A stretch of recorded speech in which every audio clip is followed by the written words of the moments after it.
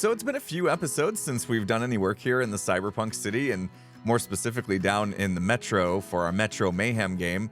So I'm ready to return today and get some more work done. I just wanted to take a quick break from it so I wouldn't get burnt out because it is such a large project, but I am so excited for the next section of this race.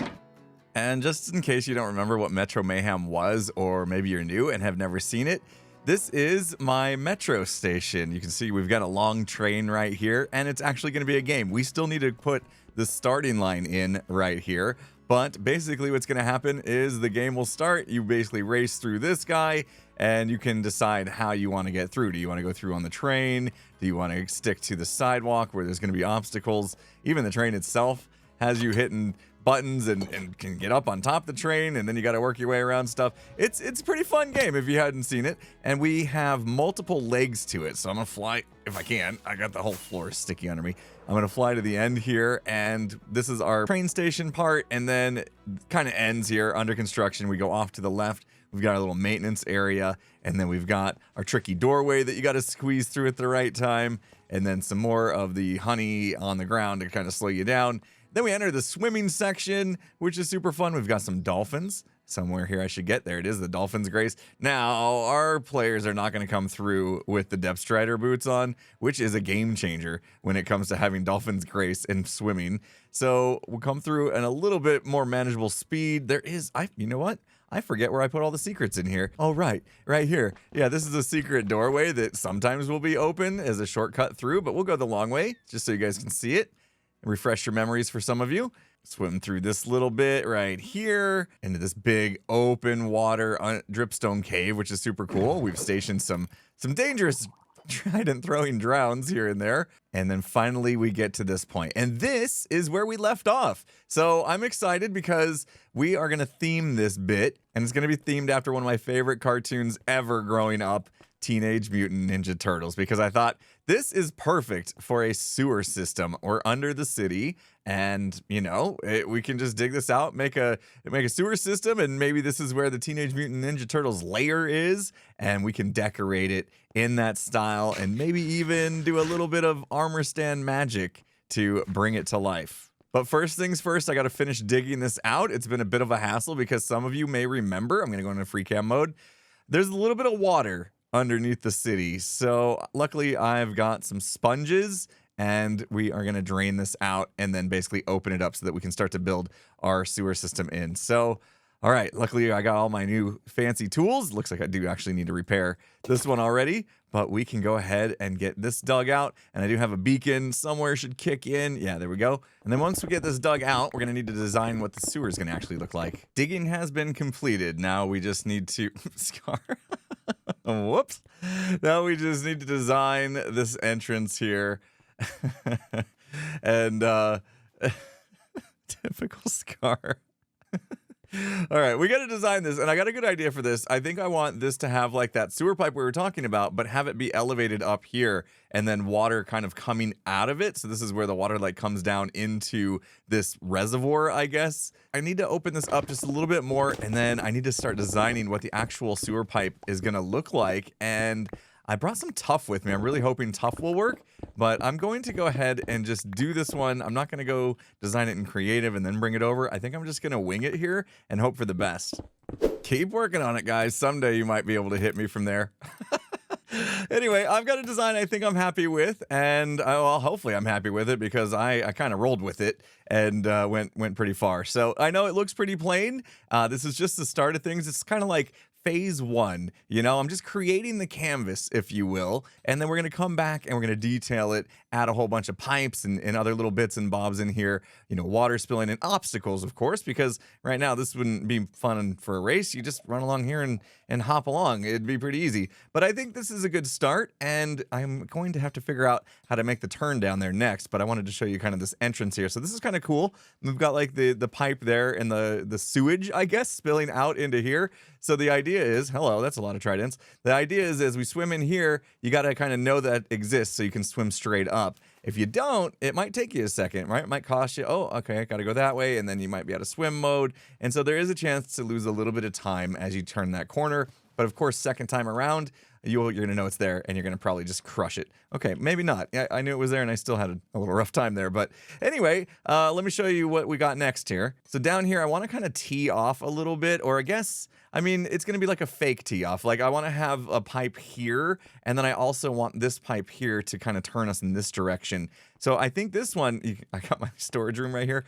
I think this one, I'm just going to have like a pipe that's kind of closed off, and then another pipe here that allows us to go. So as you kind of reach the end, you get the idea that you're gonna have to turn right. So I'm gonna have to figure that out. I'm gonna do the same thing I did on that end, I think, with the deep slate. I think that looks pretty good.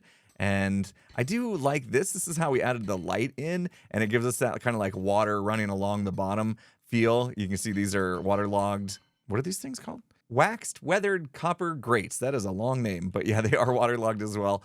And then there's lights underneath that are kind of hidden because they're waterlogged. So that's pretty cool. That gives us the light we need to be able to see as we run through here.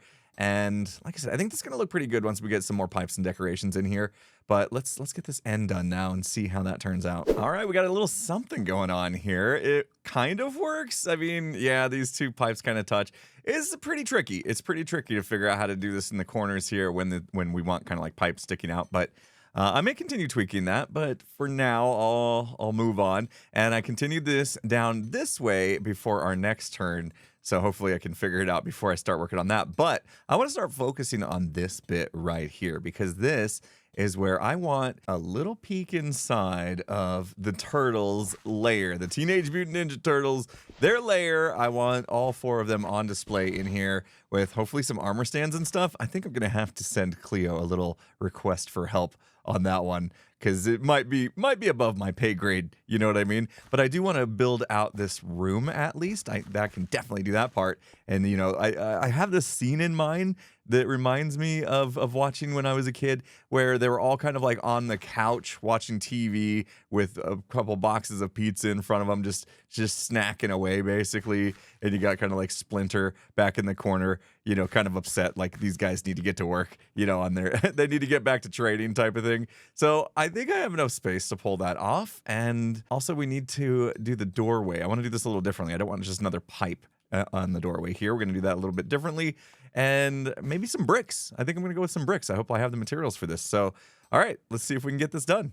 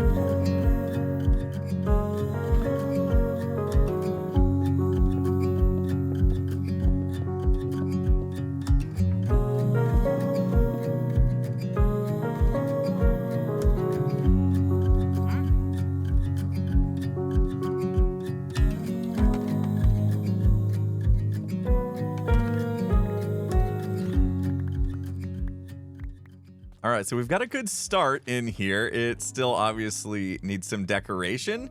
And I actually put these down as kind of like placeholders for where the furniture was. So that's about where I wanted the couch, which we can make right now. And the couch, I remember, had a bright, I don't know, it was like almost pink or maybe close to purple. This is kind of in between. So I'm going to put down 2 beds here. And where are we at in the room? I think that's probably good. And if we throw down some trapdoors to kind of give it a backing, I think that will make it look pretty good, like a couch. And yeah, I want it nice and big so that we could fit. I think I'm gonna put 3 of the Ninja Turtles, maybe 2? I don't know. It depends on how it turns out once we get armor standing. We'll have to wait and see once one of the armor stand models is done, how much room they take up before we can determine how many can fit on the couch. But there's enough room back here as well. In fact, I think if we bring this down a little bit, that would look better. Yeah, something like that. Although it does match the trim of the couch here, which I'm not sure I like. See, maybe something like this would look better. I guess the problem I'm having is tall, right? It's a little tall for that. Maybe we just need slabs. Also, what if this connected right to the end of the couch? Is that weird? I guess it is a little bit weird. It has that gap in it. I think I know what will work here. If we go with chiseled bookshelf as an end table, that might look good. In fact, now we can actually put it right up against the couch. Yeah. If we throw some books in there, I think that's pretty cool. Okay, I like that. Let's see, do we have anything that we can like put on top of this? A little decoration? Perfect. All right, so the other part of the scene I remember is they are sitting here watching TV, and the TV's kind of off to an angle about like right here. And the only way I can think to do this is by sneaking in a banner like at an angle, but down in the ground. So let's see if I can, I don't know, put it here, and then can we drop this onto it and have it like, yeah, oh, it broke. Oh man, I thought we had it. I thought we had a good idea there. I feel like there's a way to do this. I just don't remember how. Maybe I'm thinking of when you place it on a block. Yeah, there you go. It kind of goes down into the block under it. So that might make it a bit challenging to put it at an angle, but we could do this. Just attach it to this, and then that kind of looks like a TV. Oh, I guess a TV back then would have been bigger, right? We didn't have flat screens. All right, I'm gonna have to get creative with this. Okay, what if we put it over top of an observer here? And how's that look? You know what it needs? It needs some rabbit ears on top. We might have to do that with armor stands too, and then I think that would definitely sell the look. All right, we'll clean up some of our mess here. This room definitely has way more space than it needs. In fact, I might bring this back wall in a little bit just because of that. And also it'd be cool if we decorate these shelves, but they have no space right now to actually put even mini blocks on them because right there, that one's in the way. So we'd have to like remove that in order to put something here, and then that gets kind of funky looking. We do have this space right here that would work though. Okay, that's a start. I'll take it. I think before I go too far though, we should put out a request for some help. Aha, I found it. I couldn't remember where I put this, but a while back we received a mail from Cleo saying, do you need some armor stand help? I can provide help. And Cleo even included a stamp for us to send back our request for help. So that's what I'm gonna do. I know Cleo is also a fan of Teenage Mutant Ninja Turtles and also very, very good at armor stand magic. I've gotten all right, but this feels like it's gonna need a professional. So let's send a request off to Cleo and see if she's willing to take on the job. All right, we're gonna send this book as well. Cleo, I would like your help in designing a scene with the Teenage Mutant Ninja Turtles hanging out in their lair, having some pizza and watching TV, while Splinter glares at them disapprovingly. If you're down for the job, let me know. Impulse. Yeah, I think that about sums up what we need. All right, we'll pack this up and use our trusty mail system here, and off it goes. I really hope she accepts the job. So last episode, I got a few comments about that smithing template that I got from Doc's shop, the silence one that we bought for 2 boxes of sand. And you guys said we're not supposed to duplicate the templates. Remember the first thing I did was I duplicated that silence template, and apparently Doc's got a little stipulation about not duplicating those. So I'm gonna take care of that because yeah, if that's the rules, that's the rules. So we'll just go ahead and take that silence template that cost me 2 shulker boxes of sand and goodbye, which feels bad, doesn't it? Except it doesn't, because I actually was able to legitimately find my own template whilst raiding an ancient city. There's mine, found fair and square. And yeah, I had to raid ancient cities because I forgot an enchantment on my gear. I was all excited last episode to tell you guys all about my new gear, and this was actually missing Swift Sneak 3. And you can see we have solved that because we had a little adventure in an ancient city. But before I roll that footage, let's thank the sponsor of this video, Disney Speedstorm. A while back, I got a chance to play Disney Speedstorm on stream with Good Times with Scar, and we had an absolute blast playing it. In case you missed that or you've never heard of Disney Speedstorm before, Disney Speedstorm is a hero-based combat racing game set on high-speed circuits inspired by the worlds of Disney and Pixar. With new characters being released every season, you'll have no problem finding your favorite with various cosmetics that you can customize along with your cart and your power-ups. In Disney Speedstorm, you can choose to play solo or even competitively online. You can even create a private track for you and your friends. So the reason I'm back talking about Disney Speedstorm today is because it has now officially been launched on mobile worldwide for both Android and iOS. And best of all, it's free to play. Not only that, you can play cross-platform, so you could go head-to-head with a friend who's on a PC, another who's on a console, while you're just chilling on the couch on your mobile device. So join me in celebrating Disney Speedstorm's worldwide mobile launch and check out the link in the description to download the game for free on your mobile device today. Also check the description for my redemption code, which has a welcome pack to give you some shards and some upgrade coins to help get you started. And thank you Disney Speedstorm for sponsoring this video. Now let's get back to some Hermitcraft.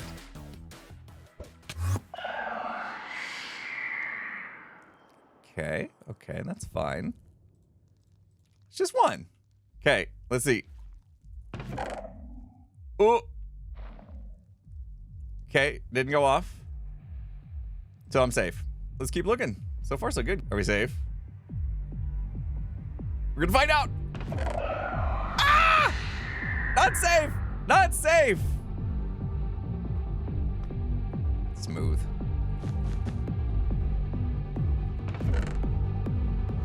A twofer. Okay, okay. Now we're talking. I hate my inventory right now. Uh-oh. Okay. Yeah, that did it. That did it. Oh, no. What am I supposed to do about this? That's like the worst thing that could happen.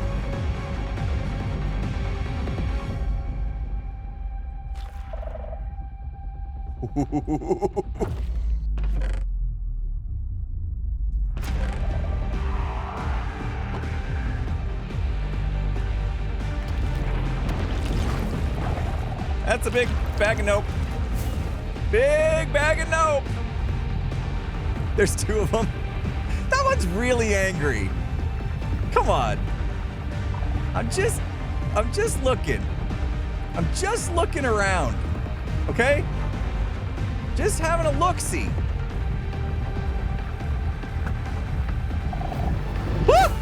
Oh, he got me. Oh no. Now we're in trouble.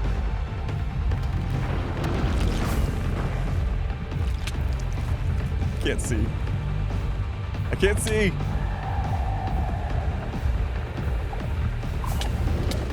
Oh, that was gonna happen. Yep. Okay. Okay. That was bad. That was bad. That's bad.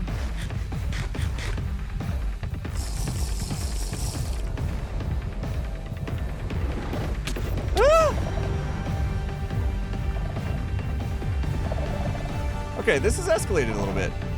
It's escalated just a little bit. Okay. Come on, man! Come on, man! Come on, man! Come on! Oh, great. Well. Yes!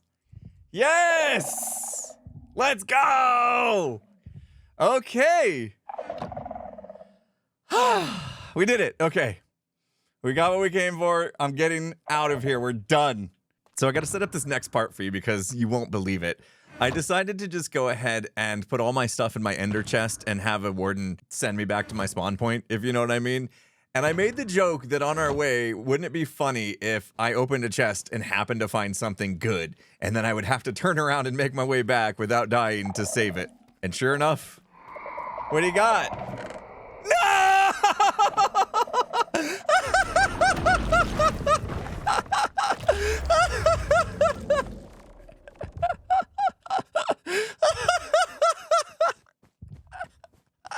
You gotta be kidding me! You go in there. Thank you. I'm going back. I'm going back. Hey, bud. What's up, buddy? What's up, bud? Hey, buddy, bud.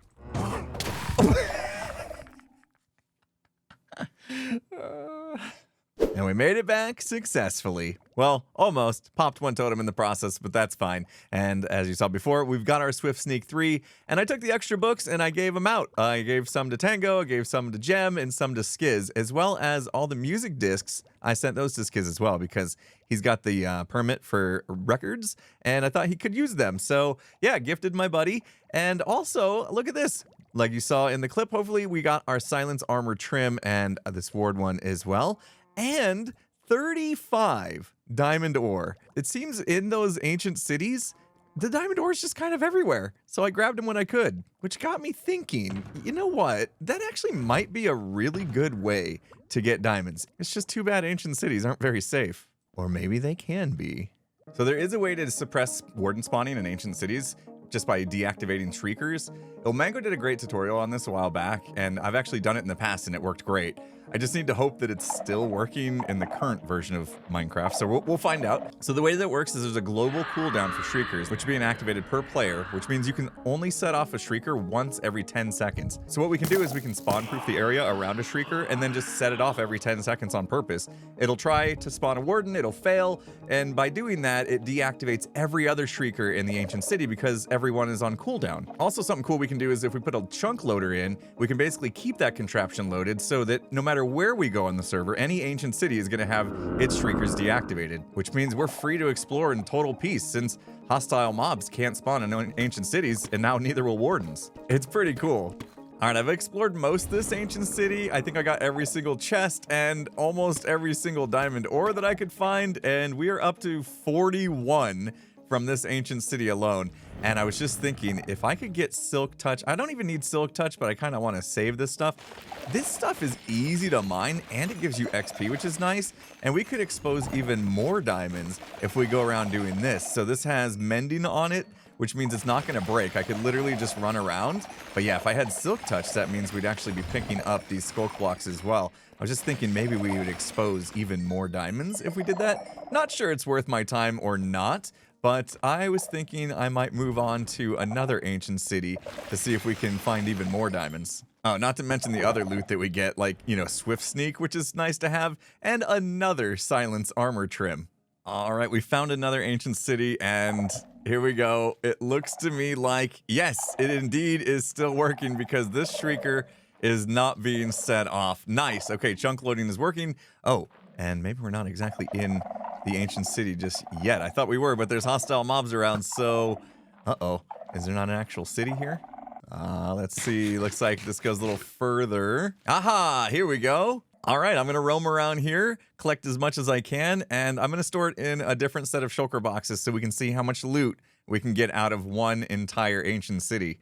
All right, we have cleared this place out as far as I can tell. I've flown around a few times, can't find any more chests, and I think I've got most of the diamond ores out of this, and that really didn't take too long, like half an hour, maybe, most. So let's see what we've got. This is a pretty big place as well. And I haven't organized this. Sorry, it's a bit of a mess. But we've got plenty of Swift Sneak books here. A couple other ones that I thought would be pretty good protection for mendings. Got another ward template, bunch of diamond gear as well, a lot of hose. And I grabbed all the discs I could. Like I said, I want to give those to Skiz because I'm sure he'll need those when he opens up his shop. Swift Sneak 3 got a couple of those, which is nice. So I think I might end up selling these to Cleo, because obviously I don't need that many of them. More armor, more Swift Sneak, more discs, and oh yeah, I grabbed one skull. I should have grabbed more skulls.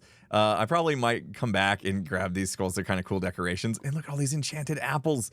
That is super cool. I started collecting the skulk because I finally found a Silk Touch book, so I upgraded my hoe. But most importantly, what we came for was these deep slate diamond ore. 63, almost a stack. It feels bad that we couldn't find one more and just get an even stack, huh?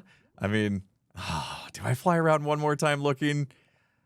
Okay, you talked me into it. Oh, I found one. It's in the ceiling, but I found one. Okay, that's it. We're gonna pillar up for it.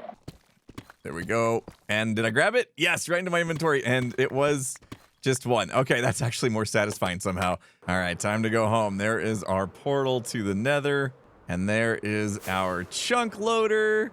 Home sweet home.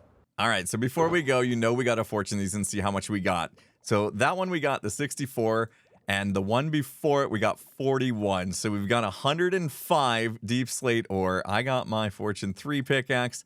I'm ready to find out exactly how many diamonds we got between two ancient cities. All right, we are way up here, so here goes nothing.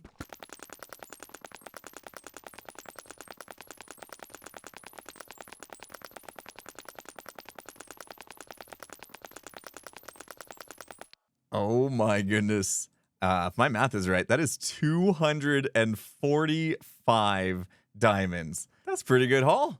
With those and all the other loot we got from the ancient city, and it was just such a breeze to go around and getting all that stuff, this might be my favorite new way to get diamonds. So as long as we got that machine rolling, we can continue to find more ancient cities and continue to get easy diamonds. Pretty sweet. All right, well, I'd say that's going to do it for me today, guys. Hopefully you enjoyed the video. If you did, hit that like button. If you're not subscribed, make sure you do that before you go. With that said, I'll see you again next time. Have a good one, everyone.